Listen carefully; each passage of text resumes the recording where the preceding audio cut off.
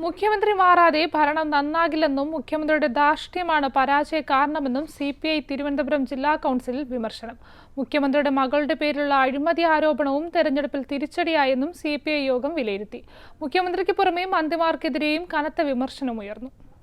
തിരഞ്ഞെടുപ്പ് തോൽവിക്ക് പിന്നാലെ ചേർന്ന CPIയുടെ തിരുവനന്തപുരം ജില്ലാ എക്സിക്യൂട്ടീവ് യോഗത്തിൽ ഉയർന്നതിനേക്കാൾ രൂക്ഷമായ വിമർശനമാണ് മുഖ്യമന്ത്രിക്കും മകൾക്കുമെതിരെ CPI ജില്ലാ കൗൺസിൽ യോഗത്തിലും ഉയർന്നത്. മുഖ്യമന്ത്രിയുടെ ധാർഷ്ട്യമാണ് ലോക്സഭാ തിരഞ്ഞെടുപ്പിലെ പരാജയത്തിന് കാരണമെന്നും മുഖ്യമന്ത്രി മാറാതെ ഭരണം നന്നാകില്ലെന്നും യോഗത്തിൽ അംഗങ്ങൾ തുറന്നടിച്ചു.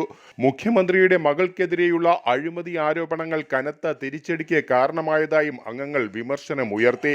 മുഖ്യമന്ത്രിക്ക് പുറമെ മന്ത്രിമാർക്കെതിരെയും കനത്ത വിമർശനമുയർന്നു. ഭരണവിരുദ്ധ വികാരം തിരഞ്ഞെടുപ്പിൽ തിരിച്ചടിയായെന്നും മന്ത്രിമാരുടേത് മോശം പ്രകടനമെന്നും അംഗങ്ങൾ വിലയിരുത്തി. നവകേരള സദസ്സ് ധൂർത്തായി മാറിയെന്നും ഉദ്യോഗസ്ഥരെ ഉപയോഗിച്ച് വലിയ പണപ്പിരിവ് നടത്തിയെന്നും വിമർശനമുയർന്നു. ന്യൂനപക്ഷ പ്രീണനം പരിധി വിട്ടത് തിരിച്ചടിയായെന്ന് അംഗങ്ങൾ ചൂണ്ടിക്കാട്ടി. പൗരത്വ യോഗങ്ങൾ മതയോഗങ്ങളായി മാറിയെന്നും യോഗങ്ങളിൽ മത മേധാവികൾക്ക് അമിത പ്രാധാന്യം കൊടുത്തുവെന്ന വിമർശനവും ഉയർന്നു. CPIയുടെ രാജ്യസഭാ സ്ഥാനാർത്ഥിയെ തീരുമാനിച്ചതിലും വലിയ വിമർശനമാണ് ജില്ലാ കൗൺസിൽ യോഗത്തിൽ ഉയർന്നത്. PP സുനീറിനെ സ്ഥാനാർത്ഥിയാക്കിയതിനെതിരെ ശക്തമായ വിമർശനവുമായി ഒരു വിഭാഗം നേതാക്കൾ യോഗത്തിൽ ആഞ്ഞടിച്ചു.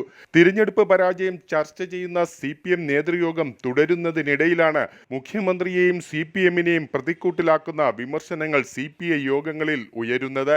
ജയ് ഹിന്ദ് ന്യൂസ്, തിരുവനന്തപുരം.